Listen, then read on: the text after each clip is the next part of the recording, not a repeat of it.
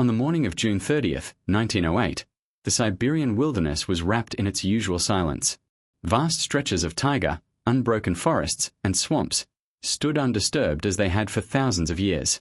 The sun had only just begun to rise over the horizon, and the nomadic herders, hunters, and scattered villagers of the region were going about their lives unaware that the sky above them was about to change forever. Without warning, a searing flash of light tore across the heavens, so bright that witnesses describe it as if the very sun had split in two. Shadows stretched unnaturally long across the ground, and for a moment, morning turned to a blinding noon. People stopped in their tracks, animals scattered in terror, and the silence of the taiga was shattered by something no one had seen before. Moments later, a deafening explosion rolled across the land. The earth shook violently, knocking people off their feet and splintering wooden houses hundreds of kilometers away. Windows shattered in distant towns. Herds of reindeer fell dead, struck down by the force of the shockwave. A wall of hot air, followed by an almost unbearable pressure, flattened everything in its path. Yet no fireball struck the earth, no crater yawned open in the forest floor. Instead, the destruction came from above, as though some invisible hand had pressed down on the Siberian wilderness with unstoppable force. In the chaos that followed, survivors told of being hurled to the ground, of feeling the heat scorch their skin, of watching trees ignite without a single flame touching them. For many, the experience could only be described in spiritual terms. To the Evenki people, who lived close to the land and carried generations of oral traditions, it was the wrath of their sky god, punishing humanity for broken taboos. To villagers steeped in Russian Orthodox belief, it was as if Judgment Day had arrived. Men and women who saw the blinding light believed the world itself was ending, that they had been witness to something beyond human comprehension. The strange event left behind not only physical scars in the forest, but deep psychological ones among the people who lived through it. But what happened that morning did not stay in Siberia. For thousands of kilometers beyond the blast zone, unusual effects were recorded. In Europe and Asia, skies glowed eerily at night for weeks. People in London claimed they could read newspapers outside at midnight, under an unearthly silver-blue twilight. Strange atmospheric disturbances were noted by scientists across the globe, barometers spiked, and seismographs quivered as if registering the arrival of an earthquake from afar. The Tunguska blast, as it would later be named, was not merely a local disaster. It was a planetary event, a warning whispered across continents. The tragedy of Tunguska lies in its timing and location. In 1908, Siberia was one of the most remote places on Earth. Communication was slow, scientific expeditions were rare, and the Russian Empire itself was on the brink of collapse. For decades, what should have been one of the most carefully studied natural events in history remained shrouded in mystery, dismissed as folklore, or ignored as unimportant. Only scattered eyewitness accounts, often contradictory, survived in the years immediately after the blast. And so, for a long time, Tunguska existed more as myth than as science, more as a story of divine wrath than a matter of cosmic physics. Yet, in its silence and secrecy, the event posed unsettling questions. How could an explosion so powerful it leveled 80 million trees leave behind no crater? How could a remote Siberian blast light up skies in Europe?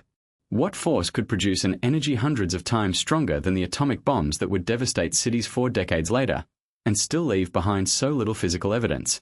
These questions would draw in generations of scientists, explorers, and dreamers, each trying to solve the puzzle of Tunguska. As the 20th century advanced, the mystery deepened. Some argued that it had to be a meteor or a comet exploding in the atmosphere. Others whispered about volcanoes, secret weapons, or even more otherworldly explanations. The uncertainty, combined with the bizarre details and the lack of immediate investigation, allowed Tunguska to slip into legend. It became a ghost story in scientific history, one that blurred the line between fact and folklore, physics and the supernatural. But to understand Tunguska, one must start where it began, in the quiet forests of Siberia, on a morning like any other, when the sky itself seemed to split apart and the earth trembled under an unseen force. It is a story not just of destruction, but of the fragility of our world beneath the endless expanse of space. Tunguska is more than an event of the past. It is a reminder that above us, at any moment, forces beyond human control move silently, and sometimes they choose to strike. The year was 1908, and the world was standing at a fragile threshold between tradition and modernity. Across Europe, rapid industrialization had transformed cities into hubs of steel and smoke. Telegraph wires crisscrossed continents, connecting capitals with a speed unimaginable a century earlier. In the laboratories of Paris, Berlin, and London, the foundations of modern physics were being laid. Radioactivity had been discovered just a decade earlier, and Albert Einstein had only recently introduced his theory of relativity. Humanity was learning to measure the invisible forces of the universe, yet vast stretches of the Earth remained untouched, mysterious, and poorly understood. Among the most impenetrable of these frontiers was Siberia, a wilderness so immense and so hostile that even within the borders of the Russian Empire it was spoken of with awe and dread. Russia itself was a country on edge. Tsar Nicholas II sat uneasily on the throne, presiding over an empire riddled with unrest. The revolution of 1905 had left scars that had not yet healed, and whispers of further upheaval travelled from village to village. Poverty and hunger plagued the countryside, while dissent simmered in the cities. In this climate of instability, Siberia existed almost as another world, a place to which criminals and dissidents were exiled, where settlers clung to life in tiny villages scattered across thousands of miles of taiga. The empire claimed it, but in truth, nature ruled it. Harsh winters, swamp-filled summers, and endless forests made Siberia a land that resisted taming. It was here, in this immense and isolated backdrop, that the Tunguska event would unfold. To most of the world, the area was little more than a blank spot on a map, a place associated with exile, mystery, and hardship. Few roads penetrated this land. Communication was slow, unreliable, and dangerous. The telegraph might connect St. Petersburg to Vladivostok, but for those living deep in the taiga, news traveled by word of mouth, sometimes taking months to reach neighboring communities. This remoteness ensured that whatever occurred on that June morning would not instantly reach the ears of scientists or officials. Unlike an earthquake in Japan or a volcanic eruption in Italy, the blast in Tunguska would remain, for years, a story carried only by the voices of those who survived it. Culturally, the Siberian wilderness was home to more than Russian settlers. Indigenous peoples such as the Evenki, Yakuts, and others had roamed these forests for centuries, living according to traditions rooted in animism and shamanism. To them, the natural world was alive with spirits, and the sky was a realm of both guidance and wrath. Every unusual flash of light, every distant rumble of thunder, carried meaning. When the fireball streaked across the sky in 1908, many Evenki interpreted it not as a natural phenomenon, but as the punishment of a god angered by human transgressions. This worldview contrasted sharply with the growing secularism of Europe, where scientists sought mechanical, measurable causes for every event. In Tunguska, both of these perspectives would collide: spiritual awe and scientific curiosity, myth and measurement. Globally, the year was one of contradictions. The Wright brothers had flown their first airplane just 5 years earlier, marking the dawn of human aviation. At the same time, old empires were unraveling under the weight of modern politics and warfare. Colonial powers stretched themselves thin, and whispers of world conflict were already in the air. Few people outside Russia paid attention to the deep Siberian wilderness, but when reports of glowing skies and strange atmospheric disturbances began to circulate, newspapers in Europe and America printed sensational headlines. Yet without photographs or official confirmation, many readers dismissed these stories as exaggerations or rural folklore. Science was advancing, but skepticism still reigned whenever stories came from places perceived as uncivilized or beyond the reach of modernity. To understand why the Tunguska blast remained so mysterious for so long, one must consider the limitations of the early 20th century. There were no satellites to track atmospheric explosions, no global seismographic networks capable of pinpointing events with accuracy. Radio communication was in its infancy.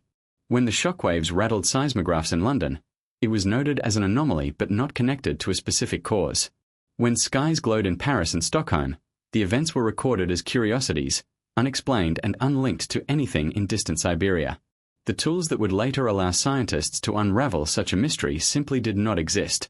The political climate of Russia further obscured the event. The empire was more concerned with maintaining control than with exploring or documenting strange occurrences in remote provinces. Government officials paid little attention to reports trickling in from Siberian villages. Even if they had wanted to act, the logistical challenge of organizing an expedition into the heart of Tunguska would have been enormous. Travel by river was slow, overland transport nearly impossible for long distances, and winters sealed off much of the region entirely. In a nation already plagued by internal unrest, the mystery in the taiga was simply not a priority. And yet, despite the empire's indifference, stories spread. Merchants, trappers, and herders carried tales of the sky splitting in two, of forests flattened, of animals killed by unseen fire. These accounts reached larger towns and eventually seeped into the consciousness of urban Russia. They mingled with superstition, creating an atmosphere of dread and wonder. In some villages, people whispered that the end of the world had nearly come. Others claimed that a giant iron mass had fallen from heaven and buried itself in the earth. The further the stories traveled, the less consistent they became, but the more they fueled fascination. The world of 1908 was caught between two ways of understanding the unknown. On one hand, scientists in Europe sought to reduce every mystery to data, formulas, and natural law. On the other hand, the ordinary people of Siberia lived within a framework where the unknown was sacred, a place where gods and spirits still ruled. The Tunguska blast erupted at this crossroads, ensuring that from the very beginning it would be interpreted in contradictory ways. Was it a natural disaster, a cosmic accident, or a divine message? Looking back, the historical backdrop of 1908 is as essential to the Tunguska mystery as the explosion itself. The event occurred in a world not yet ready to record it properly, in a place almost designed to conceal its secrets. This combination of remoteness, political instability, cultural diversity, and scientific limitation meant that the Tunguska blast was destined to become more than just an explosion. It became a legend, a puzzle whose pieces would remain scattered for decades. By the time scientists finally arrived to study the site, history had already begun shaping Tunguska into one of the greatest enigmas of the modern age. In the days and weeks after June 30th, 1908, fragments of stories began to surface from the scattered inhabitants of the Siberian taiga. These accounts, carried by trappers, herders, and merchants, spoke of a morning unlike any other, of fire that streaked across the heavens, of thunder without clouds, of forests convulsing as if the earth itself were alive. The witnesses came from different villages and different cultures, but their recollections shared a haunting unity. Something vast and incomprehensible had descended from the sky. To piece together what happened, one must step into the shoes of those who lived through the moment, men and women whose words remain the closest thing we have to a direct view of the Tunguska blast. Among the first to describe the event were the Evenki, nomadic reindeer herders who roamed the remote expanses of central Siberia. One herder told of seeing a sudden flash, so bright that it seemed to pierce through his closed eyelids. Startled, he opened his eyes to find the entire horizon consumed by a ball of fire racing overhead. The heat was immediate, suffocating, as if the air itself had ignited. His reindeer bolted in panic, crashing through brush and tearing their harnesses. Moments later, a wave of pressure struck him, flinging him to the ground. He remembered the earth trembling, the trees groaning, and then silence, broken only by the cries of terrified animals. To him, there was no scientific explanation. This was anger from above, a punishment that defied human understanding. Another account came from a man named S. Semyonov, who lived in the village of Vanavara, about 40 miles from the epicenter. Sitting on his porch that morning, he saw the northern sky split apart by a blinding white light. The heat struck his face so violently that he thought his shirt might burst into flames. As he scrambled indoors, a shockwave blew out his windows and rattled the very frame of his house.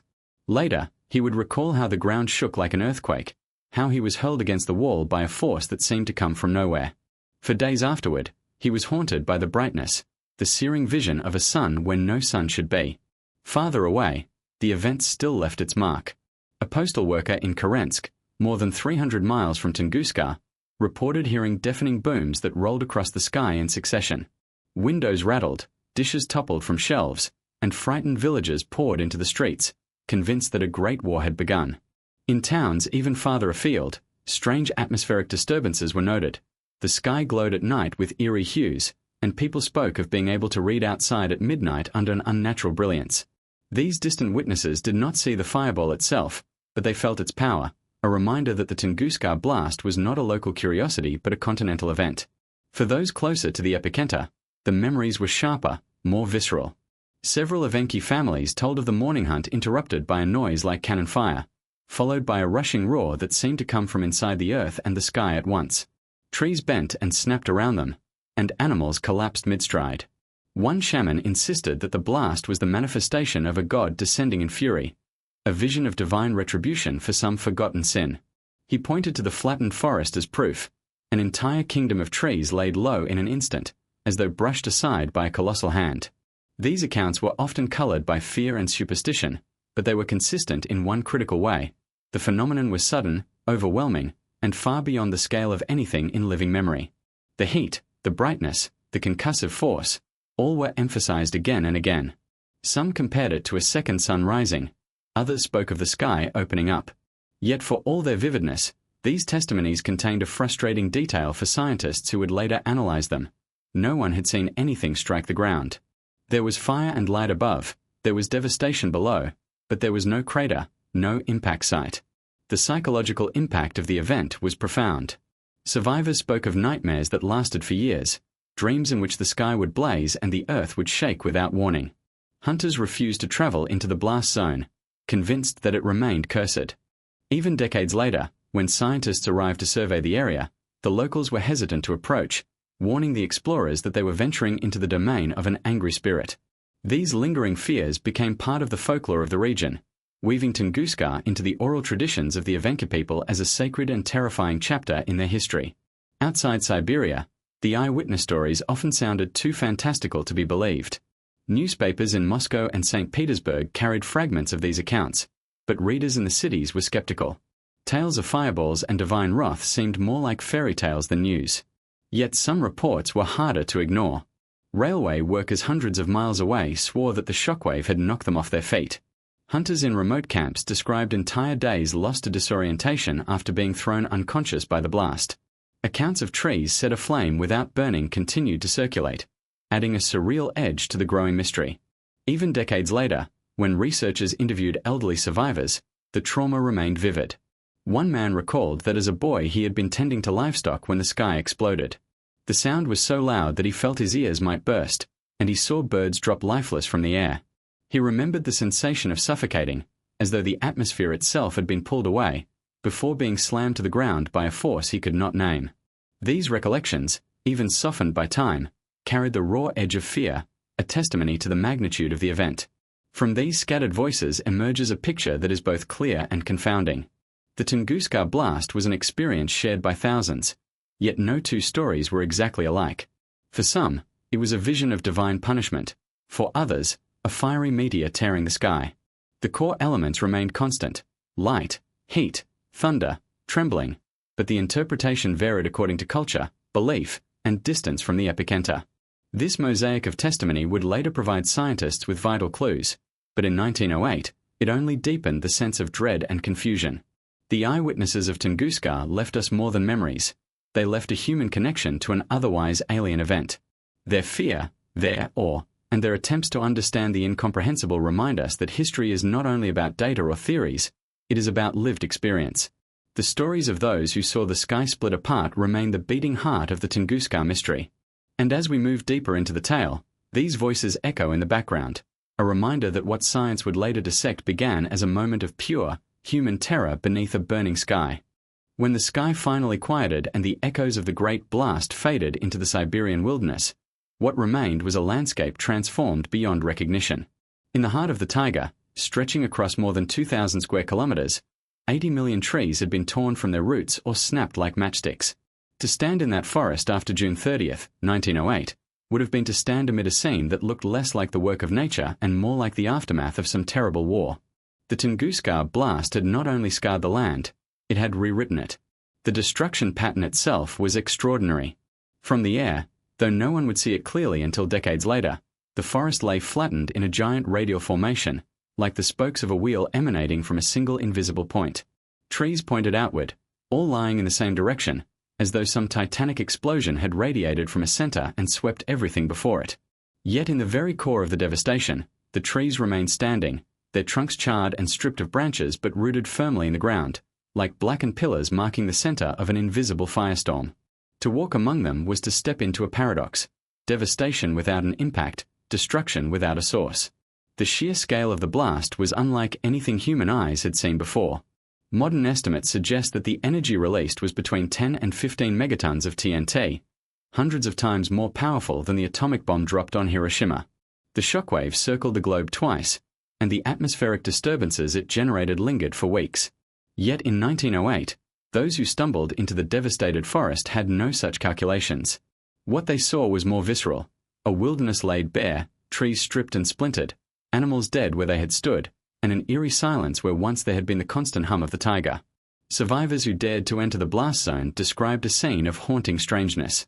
Trees had not burned in the way one might expect from a forest fire. Instead, many were scorched on one side, as if seared by a passing wave of heat, while others were peeled of their bark entirely. Branches had been ripped away, leaving skeletal trunks that reached into the sky.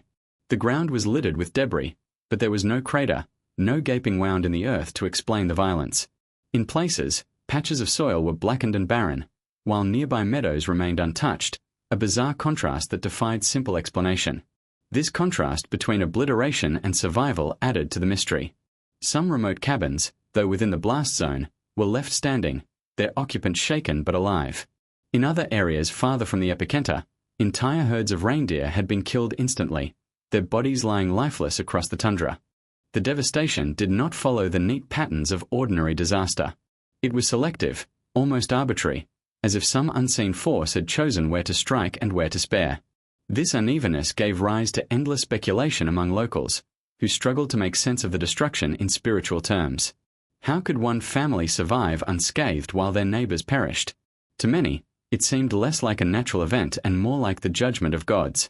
For decades, the devastation lay largely unseen by the outside world. The remoteness of Tunguska meant that few people ventured into the ruined forest, and those who did often avoided the heart of the blast out of fear. The Evenki people, deeply shaken by what they had witnessed, considered the area cursed. They refused to hunt or camp there, warning outsiders that it was a place of death and bad spirits. The wilderness itself began to reclaim the scar, new growth pushing up among the fallen trunks, but the ghostly outlines of flattened trees remained for generations. When scientists finally arrived in the 1920s, they found the forest still marked with the radial pattern, as if time itself had frozen the moment of destruction into the land. The absence of a crater was the most confounding element of all. In disasters of this magnitude, the expectation was clear. A massive impact should have gouged a hole into the earth, leaving behind a scar as undeniable as the destruction around it. Yet in Tunguska, there was nothing. No crater, no fragment of a meteorite large enough to explain the energy released. This absence baffled researchers and gave fuel to countless theories. Some proposed that the object had disintegrated in midair, its energy released before touching the ground. Others argued that the evidence pointed not to an asteroid at all, but to something even stranger. Comparisons to modern events help frame the scale of Tunguska's devastation. The closest analogy came decades later, in 1945, when the world witnessed the obliteration of Hiroshima and Nagasaki by atomic bombs. Those who examined the photographs of Tunguska's flattened forest recognized a disturbing similarity: the radial blast pattern, the scorched trunks, the eerie silence in the aftermath. Yet Tunguska had occurred without human intervention, without the splitting of atoms. It was as if nature, or perhaps the cosmos, had performed its own nuclear test in the heart of Siberia, long before humanity had unlocked such destructive power. Despite the destruction, one detail stands out: no confirmed human deaths were officially recorded. This fact, while remarkable, is less a testament to luck than to geography.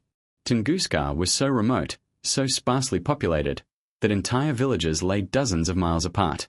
Had the blast occurred over Moscow, London, or New York, it would have killed hundreds of thousands instantly and leveled entire cities. The devastation of Tunguska was not merely an isolated tragedy, it was a chilling reminder of humanity's vulnerability. The earth had been struck, and only chance had spared civilization from witnessing a catastrophe on an unimaginable scale.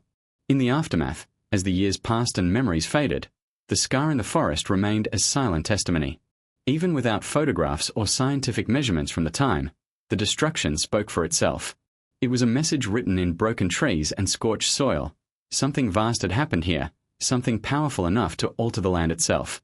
The devastation of Tunguska was both a wound and a warning, a reminder that the Earth is not a closed world but a fragile sphere adrift in a universe filled with forces far greater than ourselves.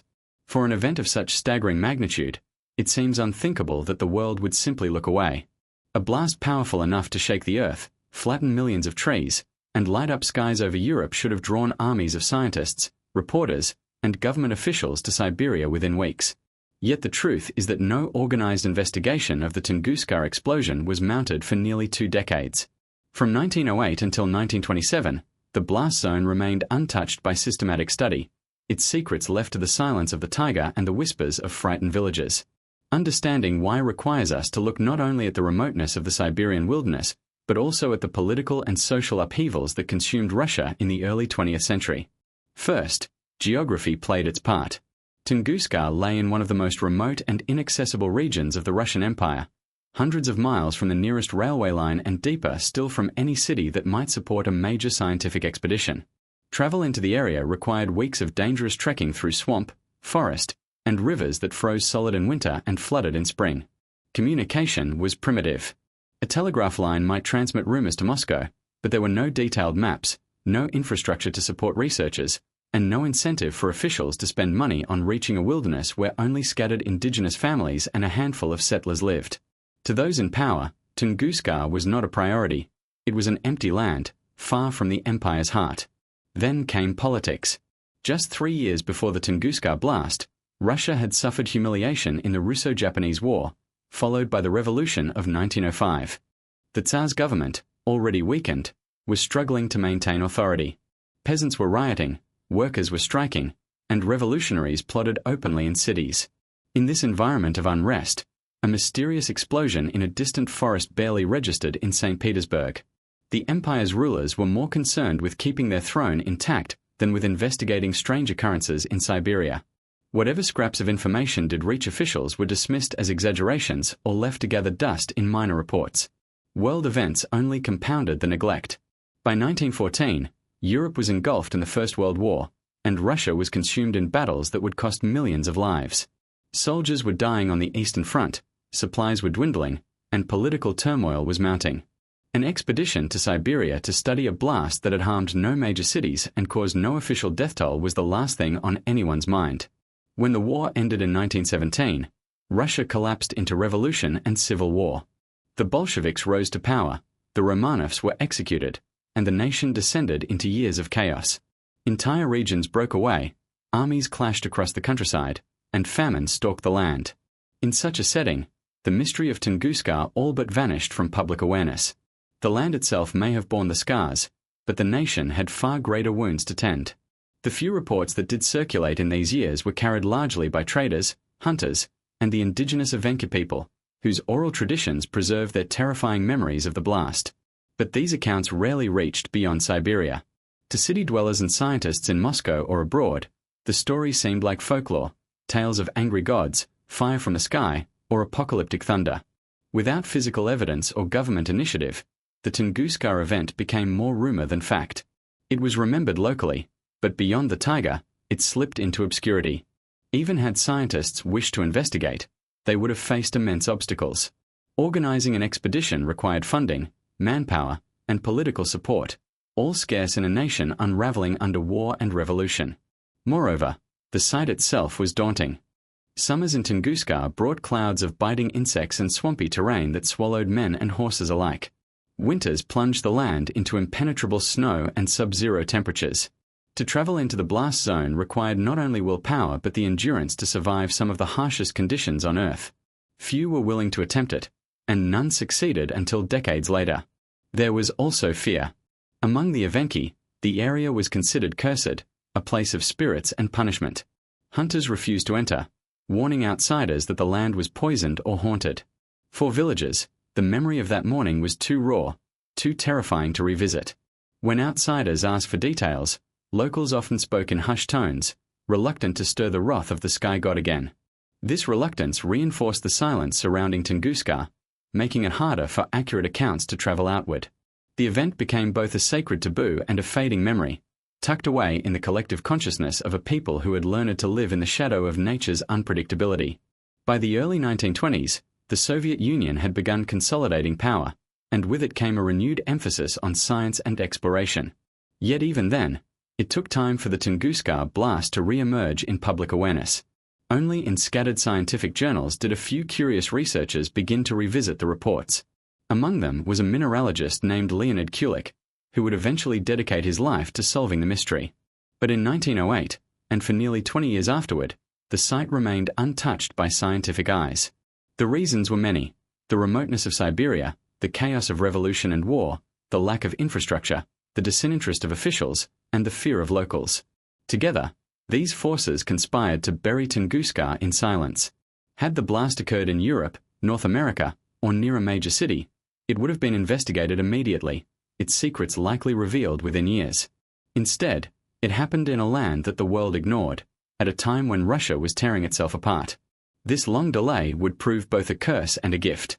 A curse, because valuable evidence decayed, memories faded, and countless questions went unanswered. But also a gift, because the untouched forest preserved the destruction as if frozen in time, waiting for the first daring expedition to arrive. When scientists finally set foot in the blast zone in the late 1920s, they would find not only devastation but also mystery, a riddle that had been waiting patiently in the Siberian wilderness for nearly 2 decades. In the story of Tunguska, there is one figure who stands above all others, a man whose obsession with a mysterious blast would consume the better part of his career and ultimately cement his place in history. His name was Leonid Alexeyevich Kulik, a Russian mineralogist whose determination to uncover the truth behind the event transformed the forgotten catastrophe into one of the greatest scientific mysteries of the 20th century. Without him, Tunguska might have remained nothing more than a half-remembered tale of fire in the sky, dismissed as folklore. With him, it became a global enigma. Kulik was not, at first glance, the heroic figure one might expect. Born in 1883, he was a man of contradictions, stubborn, driven, and often abrasive, yet also brilliant and unyielding in his pursuit of answers. He served in the Russo-Japanese War, where he was wounded and captured, and later fought in World War I. His time as a soldier hardened him, but it also left him restless. After the chaos of the Russian Revolution, he drifted into academia, working at the Mineralogical Museum in Moscow. It was here, in the early 1920s, that he stumbled across obscure reports of a colossal explosion in Siberia some 15 years earlier. The sparse accounts fascinated him. Stories of skies glowing over Europe, of forests flattened across vast distances, of frightened villagers describing fire from the heavens, it all pointed, in Kulik's mind, to a meteorite impact of unprecedented scale. At the time, Russia's scientific institutions were hungry for discoveries that could bolster the young Soviet Union's reputation as a leader in science. Kulik saw an opportunity. If he could find the remnants of the Tunguska meteorite, it would not only solve a mystery but also bring prestige to Soviet research. He began petitioning for support, writing tirelessly to institutions and government officials. Convincing the authorities, however, was no simple task. The Soviet Union in the 1920s was still reeling from civil war and famine. Resources were scarce, and scientific exploration was often tied directly to political usefulness. Why, officials asked, should they spend money to send a man into the Siberian wilderness to chase a rumor nearly 2 decades old? Kulik's answer was both pragmatic and visionary. If the Tunguska event was indeed caused by a meteorite, then its fragments might contain valuable metals, perhaps even new elements unknown to science. His argument carried the flavor of both resource exploitation and national pride, 2 values the Soviet leadership could support. In 1921, Kulik managed to join a small expedition into Siberia, though it did not reach the actual blast zone. Instead, he collected stories from locals, piecing together the first coherent narrative of the event. These interviews convinced him beyond doubt that Tunguska had been caused by an enormous meteorite or comet fragment exploding in the atmosphere. He returned to Moscow with renewed determination and pressed harder for a full expedition. Finally, in 1927, nearly 19 years after the explosion, Kulik's persistence paid off. He led the first official scientific team into the Tunguska region. What awaited him was a journey into one of the harshest landscapes on Earth. Siberia did not yield its secrets easily. The team traveled by train, riverboat, and horseback, enduring swarms of mosquitoes in the summer heat and navigating swamps that seemed to stretch without end. Kulik himself, already in his 40s, pushed on despite illness and exhaustion. His colleagues later recalled that his sheer willpower kept the expedition moving when others might have turned back. When the team finally reached the blast zone, the sight before them defied description. Even after 19 years, the devastation was unmistakable. Millions of trees lay flattened, radiating outward from the epicenter like the spokes of a wheel. In the very center, the trunks remained upright, stripped of branches, blackened and lifeless. Kulik and his men wandered among this ghost forest, stunned by its scale. For Kulik, it was both exhilarating and frustrating. The destruction clearly confirmed a massive explosion, but where was the crater? Kulik expected to find a giant impact site, perhaps a whole hundreds of meters wide, littered with fragments of iron or stone. Instead, he found nothing. The ground at the epicenter was marshy, dotted with small bogs and pools of stagnant water, but there was no sign of a meteorite. He scoured the area, digging into the soil, searching for metallic fragments. Days turned into weeks, but the hoped-for evidence never appeared. The absence of a crater bewildered him. How could such a cataclysmic event leave no scar in the earth? Despite this disappointment, Kulik's expedition was groundbreaking. He meticulously documented the destruction, measuring the directions of fallen trees, photographing the eerie landscapes, and mapping the blast zone. His data revealed the radial symmetry of the explosion, a finding that would become crucial for later scientific models. Kulik also collected eyewitness testimonies, interviewing Evenki elders and settlers who still remembered the day vividly. These accounts, though colored by folklore, provided valuable detail about the sequence of events: the blinding flash, the suffocating heat, the thunderous shockwaves. The expedition was not without peril.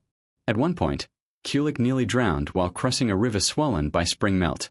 On another occasion, his team was threatened by hostile locals who believed the land was cursed and resented the intrusion of outsiders. Disease, exhaustion, and equipment failure plagued them throughout their journey. Yet Kulik's determination never wavered. For him, Tunguska was not merely a scientific puzzle, it was a personal calling. Over the following years, Kulik returned to Tunguska multiple times, each expedition as grueling as the last. He continued to search for the elusive meteorite fragments, convinced that they lay buried in the swamps or hidden beneath the forest floor. He proposed that the soft, boggy ground might have swallowed the impactor whole, concealing it from view. At other times, he speculated that the object might have vaporized entirely in the atmosphere, leaving only microscopic traces. Though he never found the conclusive proof he sought, his tireless efforts brought Tunguska into the global spotlight. Kulik's work was not only scientific but also symbolic. In the Soviet Union, he became a figure celebrated for his dedication and toughness, embodying the spirit of exploration that the new regime sought to promote. Yet his obsession came at a personal cost. He lived much of his later life in difficult conditions, often ill, often under strain, but always thinking of Tunguska. During World War II, he was captured by German forces and died in a prisoner of war camp in 1942. He never saw the full fruits of his labor, but his legacy endured. Thanks to Kulik, Tunguska was transformed from a forgotten local disaster into one of the greatest scientific mysteries of the modern era. His photographs, maps, and testimonies remain foundational, used by researchers to this day.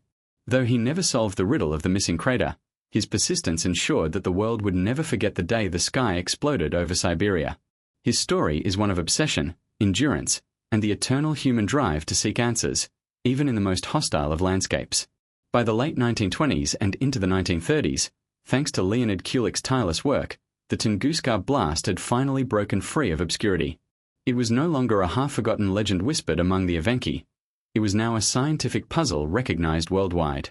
But the greatest mystery remained unsolved. What exactly had happened that June morning in 1908? The evidence was at once overwhelming and elusive.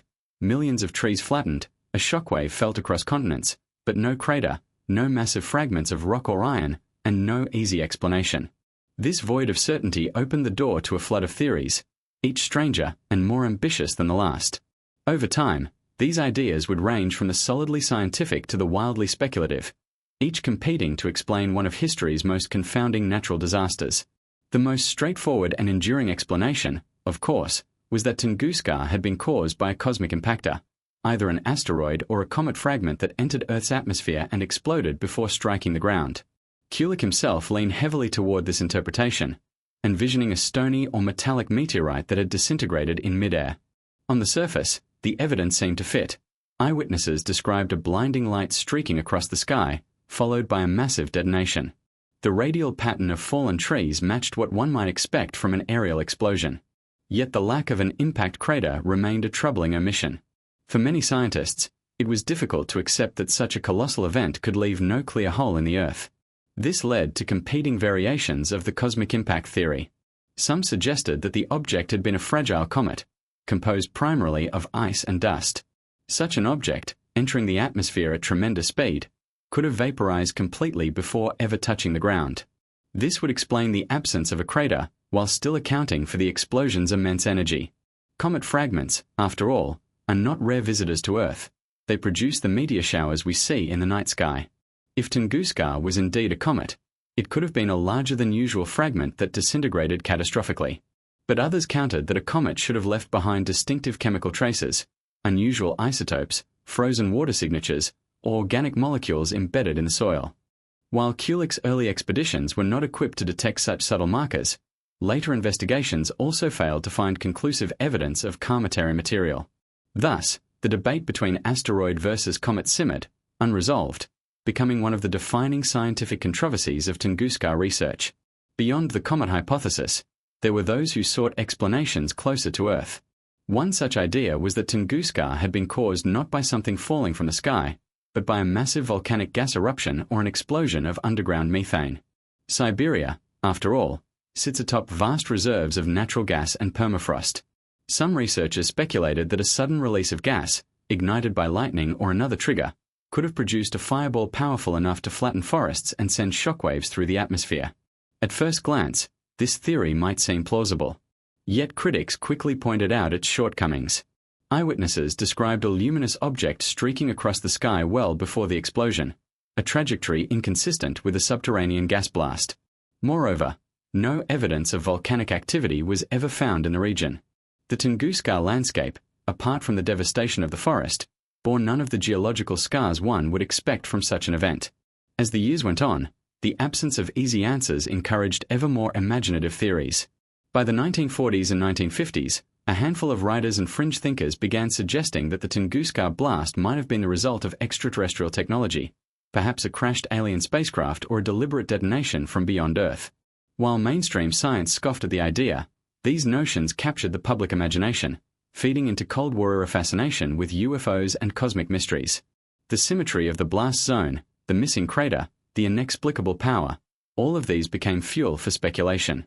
The theory of an alien craft colliding with Earth, though unsupported by evidence, continues to linger on the fringes of Tunguska discussions to this day, a reminder of how the human mind seeks extraordinary answers to extraordinary events.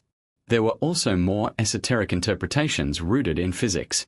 Some scientists, inspired by the emerging study of nuclear energy, speculated that Tunguska might have been caused by a natural atomic explosion or a release of antimatter. The sheer energy of the blast, estimated to be 10 to 15 megatons of TNT, comparable to a modern nuclear weapon, invited such analogies. Could Tunguska have been Earth's encounter with an antimatter particle, annihilating itself upon contact with the atmosphere? While intriguing, these ideas remain highly speculative, with little direct evidence to support them. But they reflect the way in which Tunguska straddled the line between natural disaster and seemingly impossible phenomenon, defying conventional categories.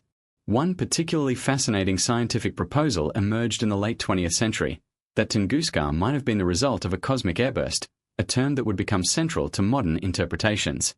In this model, the object was not large enough to survive intact to the ground, but instead exploded at high altitude due to atmospheric pressure. The resulting fireball unleashed its energy downward, creating the blast pattern observed on the forest floor. This theory has grown increasingly favored in recent decades, supported by computer simulations and comparisons with smaller airbursts witnessed in modern times, such as the 2013 Chelyabinsk meteor.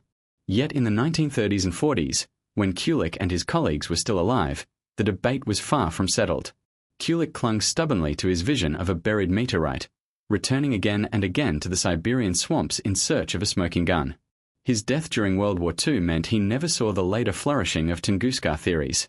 Still, his work laid the foundation upon which these debates were built.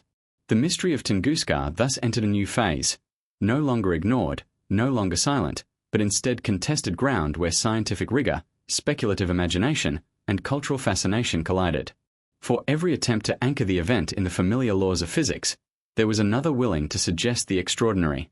This tug-of-war between explanations mirrored the broader anxieties of the 20th century, a world grappling with war, technology, and the dawning realization that the universe itself might be more dangerous than anyone had imagined. By the mid-century, Tunguska had become more than just a Siberian oddity. It was a symbol of the unknown. Whether seen as the impact of a comet, the airburst of an asteroid, the eruption of methane, or the crash of a UFO, it forced humanity to confront its vulnerability. If such a blast could occur without warning in 1908, what might the future hold? Could it happen again, this time over a city, with millions of lives at stake? The legacy of these early theories was not simply about solving a puzzle. It was about framing the way we think about cosmic threats, about forcing science and society alike to reckon with the fragility of human civilization in the face of forces far beyond our control. Tunguska was both a mystery and a warning, and the proliferation of theories was a reflection of just how desperate humanity was to understand, and perhaps, in understanding, to prepare. By the time the Second World War had ended and the Cold War began to cast its long shadow over the globe, the mystery of Tunguska took on a strange new significance. What had once been a forgotten catastrophe in the Siberian wilderness was now being re-examined through the lens of nuclear science, geopolitics, and paranoia. The 20th century had entered an age defined by weapons of unimaginable power. Suddenly, the Tunguska blast was no longer just a question of geology or astronomy. It was a haunting echo of what humanity itself was now capable of unleashing. In the late 1940s and early 1950s, the world witnessed the detonation of the first atomic and hydrogen bombs. Images of mushroom clouds rising over Hiroshima and Nagasaki, of cities flattened in seconds, were etched into the collective memory of mankind. When scientists compared eyewitness descriptions of Tunguska, blinding flashes, suffocating heat, a shockwave that flattened entire forests, they found eerie parallels. To many, Tunguska began to look less like a natural disaster and more like a nuclear explosion decades before nuclear technology even existed. This realization ignited a wave of speculation. Soviet and Western researchers alike began to wonder if the Tunguska blast might hold clues about the destructive power now in human hands. Some even suggested that studying the event could provide insights into how nuclear detonations affected the atmosphere and the environment. Others, less cautious, entertained the idea that Tunguska had not been natural at all, that perhaps it had been some kind of experiment or accident, an impossible premonition of humanity's future capacity for annihilation.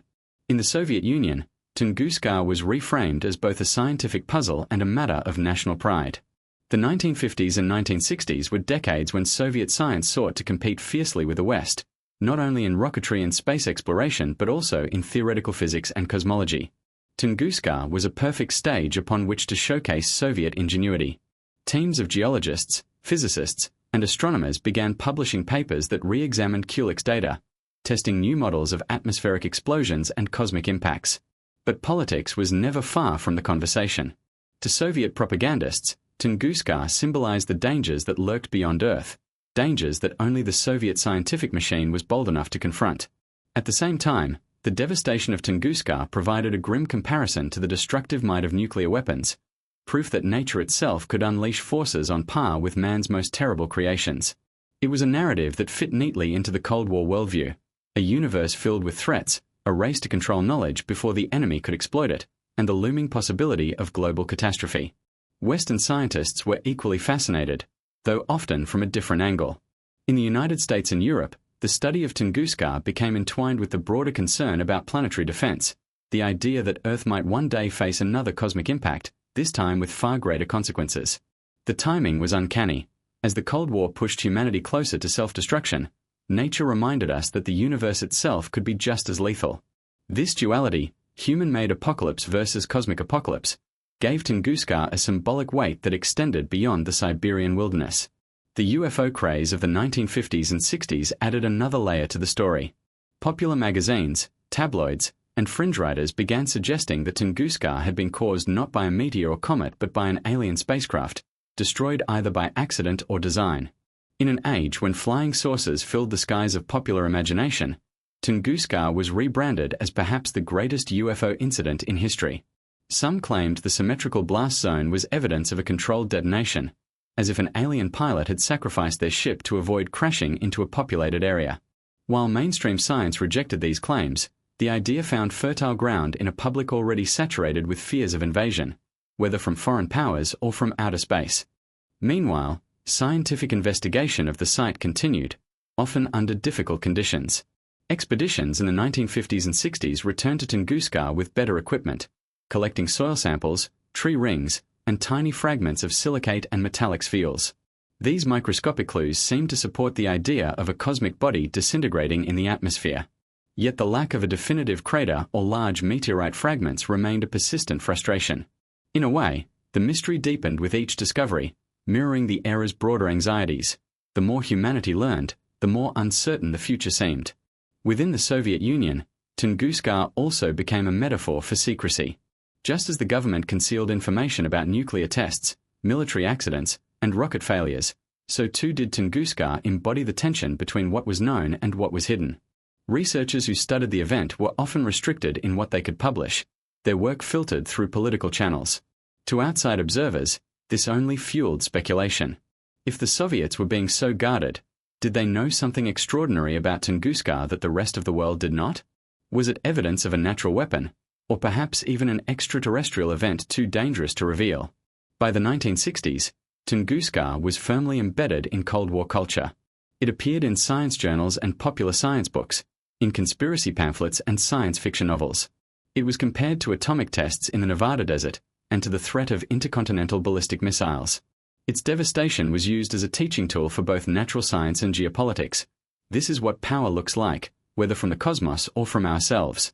In many ways, Tunguska served as a mirror for the era's anxieties. To scientists, it was a problem to be solved, a natural phenomenon that might reveal truths about Earth's vulnerability to impacts. To governments, it was a symbol of power and secrecy, a reminder that nature could unleash destruction as fearsome as any bomb. To the public, it was a mystery tinged with paranoia, a story that fit into the larger tapestry of UFO sightings, nuclear fears, and the sense that humanity was living on the edge of catastrophe. The Cold War lens reshaped the way Tunguska was remembered. What Kulik had seen as a puzzle of meteorites became, in the nuclear age, a metaphor for apocalypse itself. The forests of Siberia were no longer just a scientific curiosity. They were a warning, a silent testimony to the scale of destruction that could be unleashed in an instant. Whether from the stars or from human hands, the message was the same. Power this great could not be ignored, and survival depended on understanding it. As the Cold War marched onward, the obsession with Tunguska did not fade. Instead, it fed into a growing awareness that humanity lived on a fragile planet in a dangerous universe. The question was no longer simply what happened in 1908, it was also what could happen tomorrow, and whether the next Tunguska might strike not a remote forest, but the heart of civilization. For more than a century, the Tunguska event remained a stubborn riddle, an explosion of staggering power with no clear culprit, a wound upon the Siberian forest that seemed to defy the known laws of nature.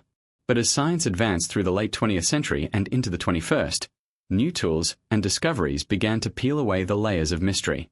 Satellite imaging, advanced computer simulations, and high-powered chemical analysis allowed researchers to revisit the Tunguska blast with fresh eyes. And in an ironic twist of fate, a much smaller but eerily similar event would occur in 2013, over the Russian city of Chelyabinsk, providing the closest thing to a living laboratory for understanding what had happened in 1908. The modern era of Tunguska research began in earnest in the 1960s and 70s, when Soviet scientists returned to the site with better equipment than Kulik had ever dreamed of. They collected soil cores, tree ring samples, and tiny microscopic particles embedded in the bark of trees. What they found were microspherules, small glassy beads rich in nickel and iron, the chemical signatures of extraterrestrial material. For many researchers, this was the smoking gun. While no massive meteorite fragments had ever been located, these microscopic clues strongly suggested that a cosmic body had indeed exploded in the atmosphere, raining down dust and vaporized debris over the forest. Tree ring studies also provided tantalizing evidence. Trees that survived the blast exhibited unusual growth patterns in the years immediately afterward, narrow rings consistent with environmental stress. Some researchers even claimed to detect traces of rare isotopes, the kind expected from extraterrestrial material. Though these findings were hotly debated, they added weight to the idea that Tunguska had been caused not by a terrestrial gas explosion, nor by alien technology, but by something from the heavens. By the 1980s and 90s, computer models offered new ways to test hypotheses. Scientists began running simulations of asteroid and comet impacts, comparing the predicted blast patterns with the actual maps drawn by Kulik and his successors. The results were striking. An object between 50 and 100 meters in diameter, entering Earth's atmosphere at tremendous speed, could indeed release energy equivalent to a massive thermonuclear bomb. Exploding at an altitude of around 5 to 10 kilometers, it would flatten forests in a radial pattern, ignite fires, and produce shockwaves felt hundreds of kilometers away, all without leaving a crater. In other words, Tunguska perfectly matched the profile of a cosmic airburst.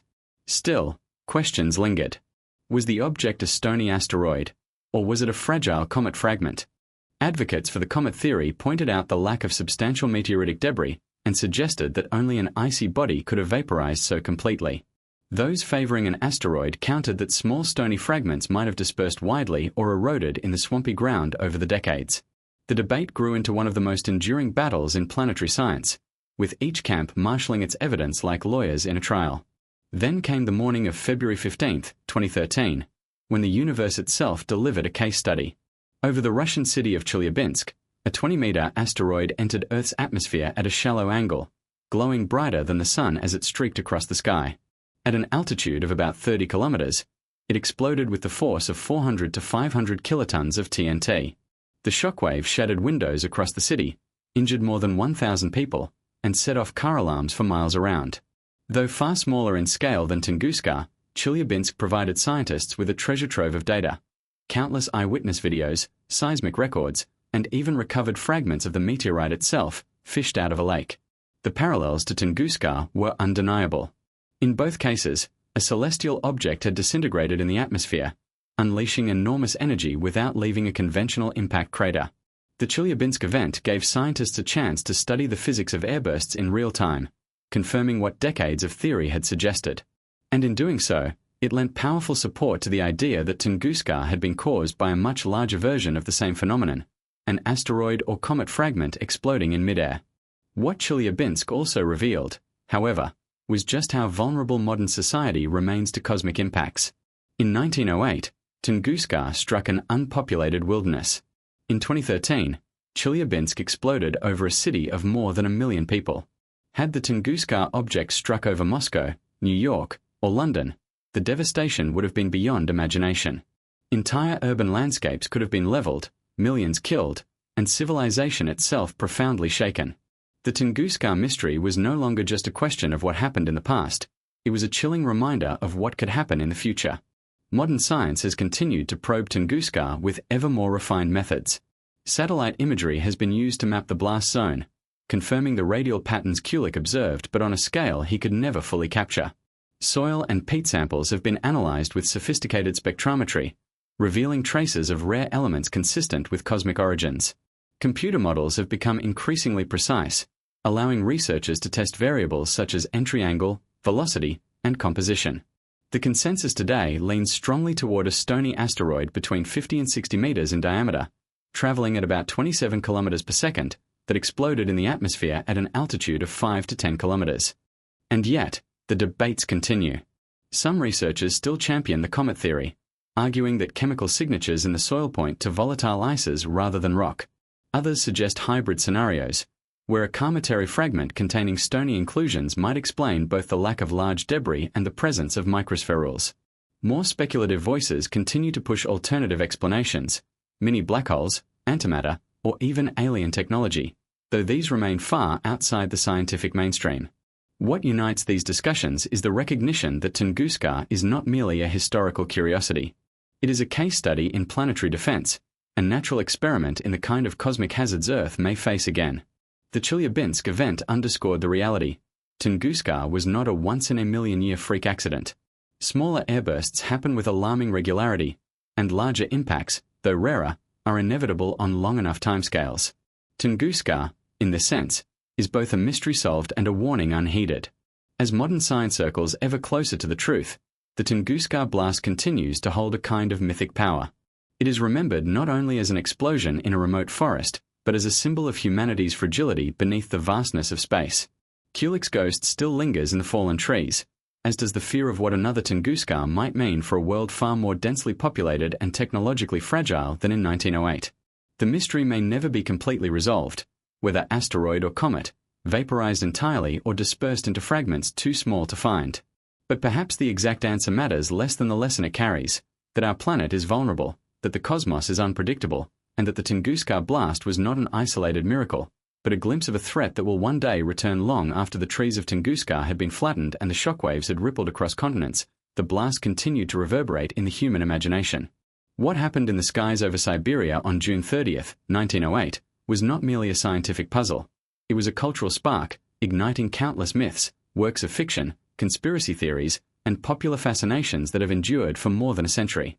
In many ways, the cultural legacy of Tunguska has been just as influential as its scientific mystery, shaping how people think about the fragility of Earth, the possibility of cosmic catastrophe, and the tantalizing unknowns that lie beyond our atmosphere. Almost immediately after the first expeditions reached the blast zone in the 1920s and 30s, Tunguska entered the public imagination as something almost otherworldly. Early newspaper articles portrayed it as a cosmic catastrophe, language that resonated with a world fascinated by both technology and the unknown. As photographs of the flattened forests began to circulate, the blast became a visual symbol of sudden and incomprehensible destruction. To readers far removed from Siberia, the images seemed to blur the line between science and science fiction. By the mid-20th century, Tunguska had become fertile ground for literature and cinema. Soviet writers used the event as a backdrop for speculative fiction, exploring themes of cosmic danger, extraterrestrial life, and human vulnerability. Authors like Alexander Kazantsev popularized the idea that Tunguska might have been caused by a crashing alien spacecraft, a notion that captured the Soviet public's imagination in the 1940s and 50s, and later spread worldwide. Kazantsev's stories presented Tunguska not as a cold geological mystery but as a thrilling narrative of first contact gone wrong, blending scientific speculation with the growing fascination with UFOs. Western culture soon followed suit. The mystery of Tunguska appeared in pulp magazines, science fiction novels, and eventually film. It became shorthand for unexplained devastation, a metaphor for the destructive power of forces beyond human control. In some stories, it was the handiwork of aliens. In others, the result of secret experiments, antimatter, or even time travel mishaps. By the 1960s and 70s, Tunguska had joined the pantheon of enduring mysteries alongside Atlantis, the Bermuda Triangle, and Roswell, subjects that invited endless retellings and reinterpretations. The UFO craze of the Cold War era only deepened Tunguska's cultural grip. Popular writers and conspiracy theorists seized on the absence of a crater as evidence of extraterrestrial involvement. Books and documentaries suggested that the symmetrical blast pattern could have been caused by a controlled detonation, perhaps an alien vessel self-destructing to avoid a collision with Earth. Others claimed that the Soviet government was covering up alien wreckage, hidden in the depths of the Siberian wilderness. Though mainstream scientists dismissed such claims, they captivated the public and ensured that Tunguska remained alive in popular discourse. Meanwhile, the blast became a recurring subject in the paranormal and fringe communities. It was linked to theories about ancient civilizations, to secret Nazi technology, even to supernatural events. In these retellings, Tunguska was not simply a meteor or comet, it was a doorway to hidden truths, a cipher through which enthusiasts could project their deepest fears and hopes.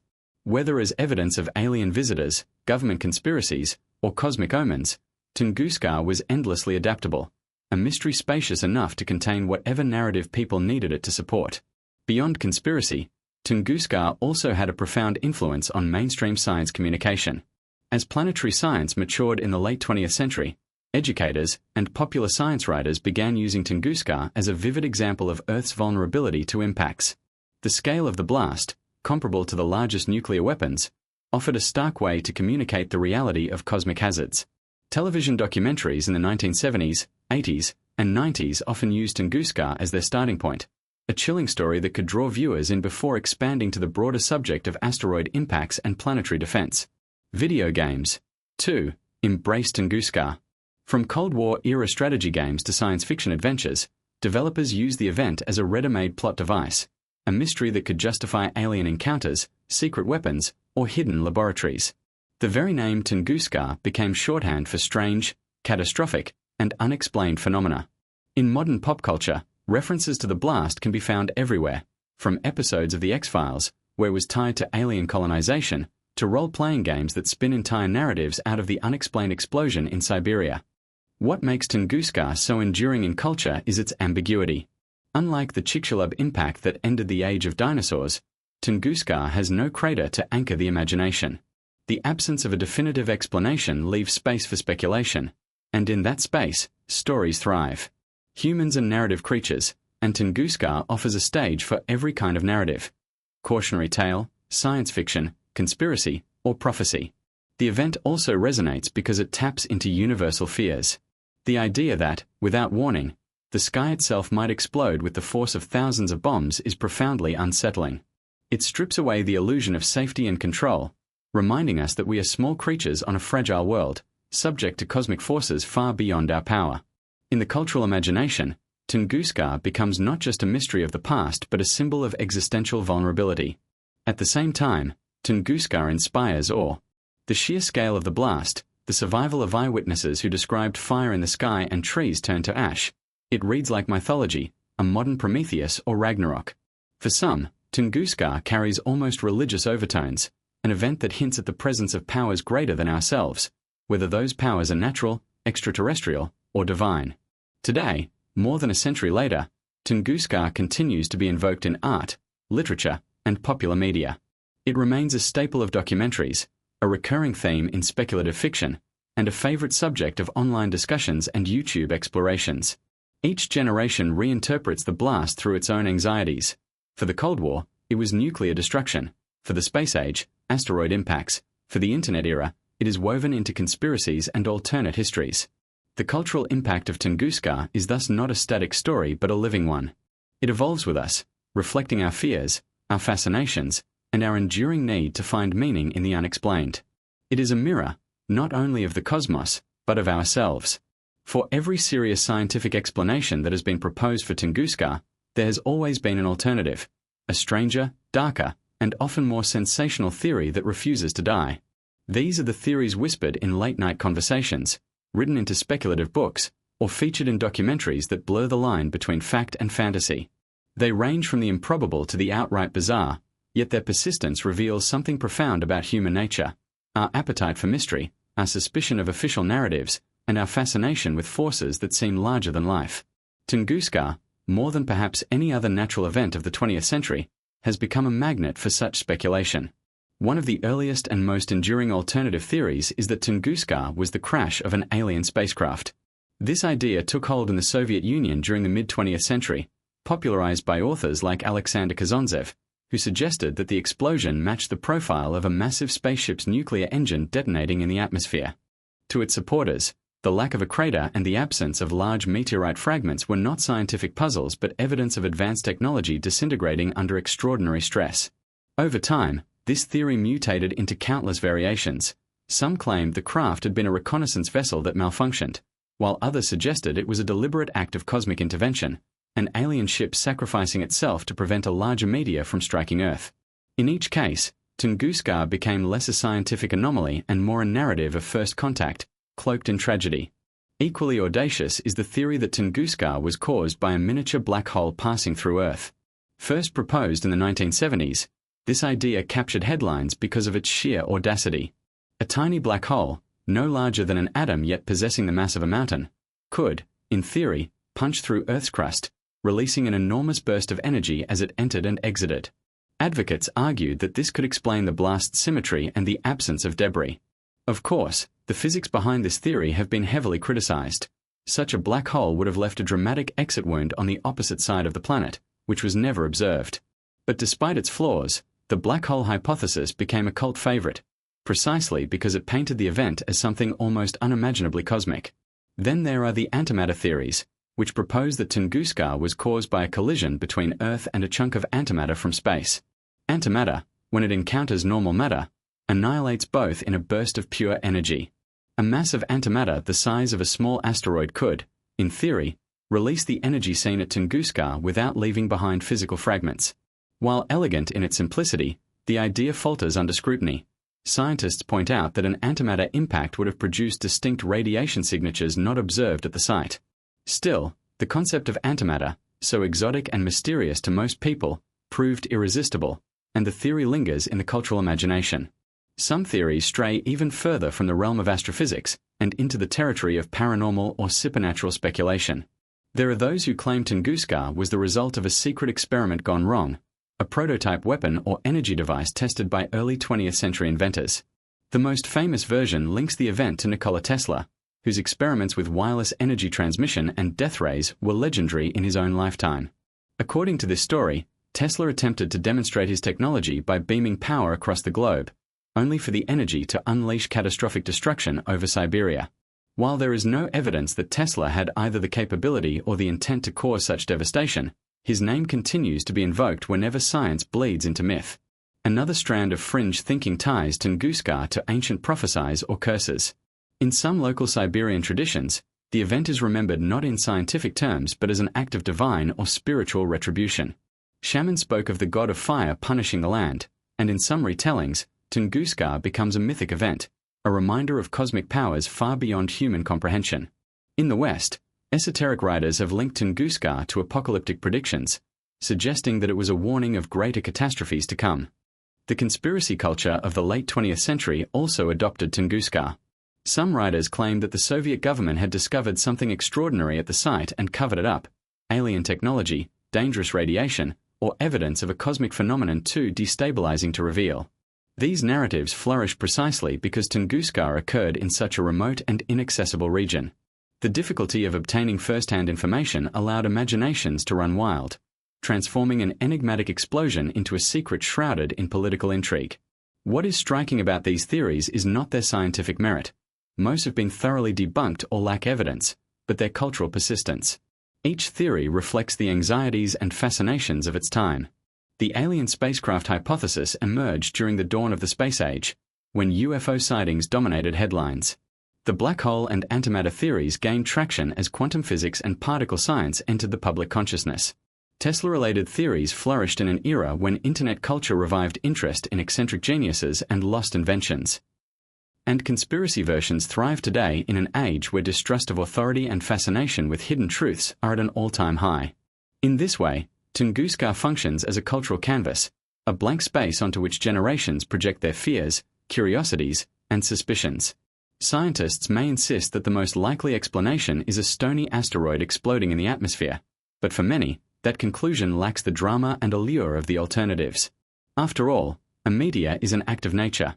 An alien craft, a black hole, or a Tesla death ray makes the universe feel charged with mystery and narrative. Even today, videos, forums, and documentaries continue to revisit these fringe explanations, ensuring that the Tunguska mystery remains alive in the popular mind. Rational science may dominate the academic journals, but in the public imagination, the strange theories are just as real, just as vivid, and perhaps even more compelling. Ultimately, these alternative explanations tell us as much about ourselves as they do about the event. Tunguska is a reminder that humans crave stories, that we seek patterns even in chaos, and that when the sky explodes and the world trembles, we would rather imagine aliens, black holes, or forbidden experiments than face the sobering reality of a universe that can, at any moment, strike us down without warning. More than a century after the early morning silence of Siberia was shattered by an explosion that shook the Earth, the Tunguska event endures not just as a scientific riddle, but as a warning carved into history. Unlike a meteorite crater that can be neatly studied, Tunguska left behind only devastation, mystery, and lessons that humanity has struggled to fully heed. To close the story of Tunguska is to look beyond Siberia, beyond 1908, and confront what this blast tells us about our place beneath a vast and indifferent sky. The first lesson is one of humility. The Tunguska explosion, releasing the force of thousands of Hiroshima bombs, did not require a planet-killing asteroid. It came not from a world-ending impact but from a relatively small object, just 50 to 60 meters in diameter, that never even touched the ground. This simple fact shatters the illusion of safety. It reminds us that the cosmos does not need to throw its largest weapons at Earth to devastate us. Something the size of a city block can level forests, flatten landscapes, and, if it's struck in the wrong place, annihilate an entire metropolis. The second lesson is about luck. Tunguska happened in one of the most remote and sparsely populated regions on the planet. Had the same object entered Earth's atmosphere hours earlier or later, its blast might have struck a major city in Europe or Asia. Imagine the shockwaves tearing through London, the fireball over St. Petersburg, or the flattened ruins of Moscow. Millions could have perished, and the course of the 20th century would have been violently rewritten. Instead, the Tunguska object chose wilderness, and so its destruction claimed only trees, wildlife, and scattered reindeer herds. But humanity cannot count on such luck forever. This leads to the third lesson: vulnerability. Tunguska showed us that Earth is not a fortress. We live in a solar system filled with debris, asteroids, comets, and fragments left over from creation itself. Every so often, one of these bodies crosses paths with Earth. Most burn up harmlessly in the atmosphere. Some survive as shooting stars. But occasionally, one is large enough to do what Tunguska did, or worse. The geological record is filled with scars of past impacts, from craters miles wide to layers of ash that mark ancient extinctions. Tunguska was not unique. It was a chapter in an ongoing story, one that will inevitably repeat. Modern science has absorbed these lessons, but often too slowly. In the decades after Tunguska, humanity built nuclear arsenals, reached space, and walked on the moon. Yet for much of the 20th century, little effort was made to track or prepare for cosmic threats. Tunguska was treated more as a curiosity than a warning. It was not until the late 20th and early 21st centuries, especially after the 2013 Chelyabinsk airburst, that governments began to seriously consider planetary defense. Today, space agencies map near-Earth objects with telescopes, simulate asteroid deflections, and test technologies like NASA's DART mission, which successfully altered the orbit of a small asteroid in 2022. These efforts are the direct descendants of lessons first taught by Tunguska. But preparation remains uneven. Thousands of potentially hazardous objects larger than Tunguska's asteroid have been catalogued, but countless smaller ones remain invisible until they arrive. Chelyabinsk proved this when it entered Earth's atmosphere without warning, caught on dashcams rather than telescopes. If humanity is to survive the next Tunguska, or something larger, it must invest not just in weapons and satellites, but in global cooperation. No single nation can shield the planet from the sky. The cultural legacy of Tunguska is equally powerful. In literature, film, and folklore, it has become a symbol of cosmic fragility. Some view it as a cautionary tale of nature's dominance, others as evidence of hidden truths, alien encounters, lost technologies, divine retribution. Each retelling, whether scientific or speculative, reflects the same underlying truth. Tunguska touched something primal in us, the awareness that our world is vulnerable and that the universe is far from tame. And yet, there is another lesson, one of responsibility. For the first time in history, humanity possesses the knowledge and tools to anticipate cosmic impacts. We can model trajectories, detect asteroids years before they arrive, and even alter their paths. Tunguska revealed the danger. Modern science offers the possibility of defense. Whether we act on that possibility is a test of our priorities. Do we continue to treat space as a frontier for competition, or do we acknowledge it as a realm that requires cooperation for survival? Looking back, Tunguska also forces us to reflect on our relationship with the unknown. For decades, the event remained wrapped in mystery. Was it a comet? An asteroid? Something stranger? People filled the gaps with imagination. Aliens, black holes, Tesla's inventions. These stories reveal not just skepticism toward official science, but also a deeper human need to weave meaning into chaos. The truth, as science shows us, is awe-inspiring enough. The cosmos hurled a rock at Earth, and it exploded with apocalyptic force in our skies. No conspiracy could match the raw indifference of that fact. But perhaps the greatest lesson of Tunguska is perspective. When we think of disasters, we often imagine wars, plagues, or climate shifts. Tunguska reminds us that threats can also come from beyond Earth, that our story is entwined with the greater story of the universe. It situates us not as masters of our planet, but as vulnerable participants in a cosmic ballet, where unseen objects drift silently through space until, one day, they cross our path. As we conclude the story of Tunguska, it is tempting to ask, is the mystery solved?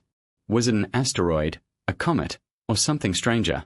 The scientific consensus leans toward an asteroid airburst, yet absolute certainty may always elude us.